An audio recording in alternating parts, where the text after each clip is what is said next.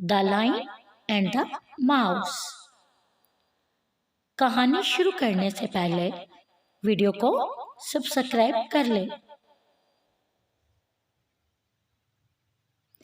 Once a lion was sleeping in a forest.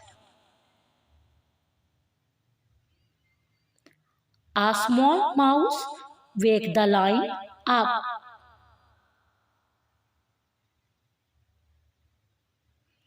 The lion shouted, "I'll eat you."